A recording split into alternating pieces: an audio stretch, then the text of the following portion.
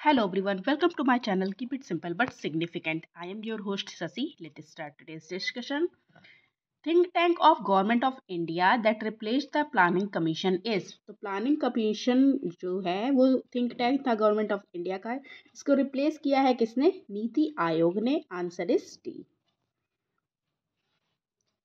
The National Judiciary Appointments Commission NJAC consists of the following person. तो NJAC कितने लोगों से बना हुआ है? तो देखिए इसमें होते हैं chief justice of India, 2 senior most supreme court जजेस, union minister of law and justice. ये सारे लोग होते हैं. So the answer is D, all of the above. What is the name of seat of corporation of Chennai? तो corporation of Chennai जो seat है उसका नाम क्या है? तो इसका नाम है Ripon building. Answer is B. Corporation of Chennai was established in 1688. Okay, और ये ओल्डेस्ट म्यूनिसिपल कॉरपोरेशन है इंडिया का. Ripon building is the seat of corporation of Chennai. Okay. Which among the following constitutional amendment acts is known for establishment of administrative tribunal? तो कौन सा constitutional amendment था जिसको कहा जाता है establishment of administrative tribunal?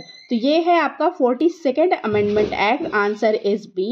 Okay, और इसको कहा जाता है establishment of administrative tribunal in India. और एडमिनिस्ट्रेटिव ट्रिब्यूनल एक्ट जो है इसका ओरिजिन है आपका article 323A. Okay.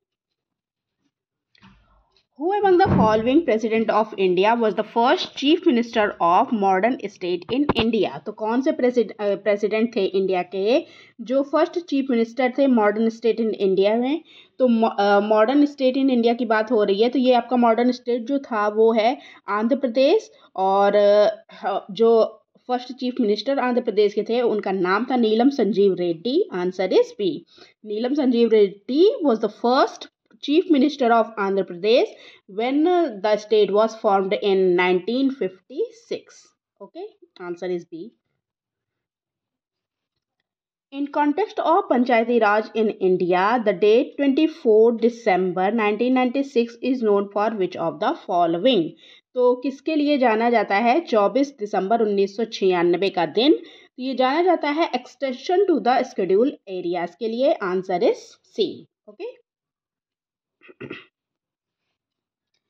The first official language commission was appointed in 1955. Who was the chairman of this commission?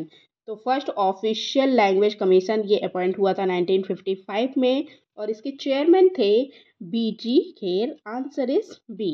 Okay, और इन्होंने अपनी जो रिपोर्ट है वो सबमिट की थी 1956 में और पार्लियामेंट में इसको पेश किया गया था 1957 में.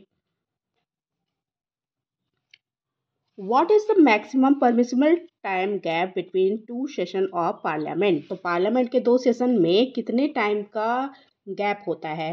तो ये गैप होता है 6 मंथ का. मतलब 6 मंथ से ज़्यादा गैप होना ही नहीं चाहिए. मैक्सिमम परमिसिबल गैप बोल रहा है.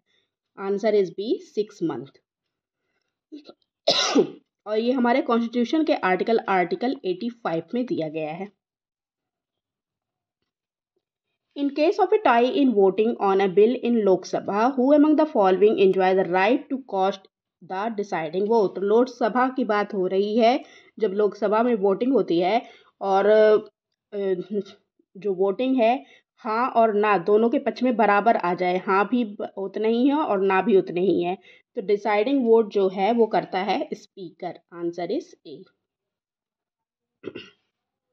In which year Dongri language was included in the 8th schedule of Indian Constitution? तो इंडियन कॉन्स्टिट्यूशन में डोंगरी लैंग्वेज कब आई थी?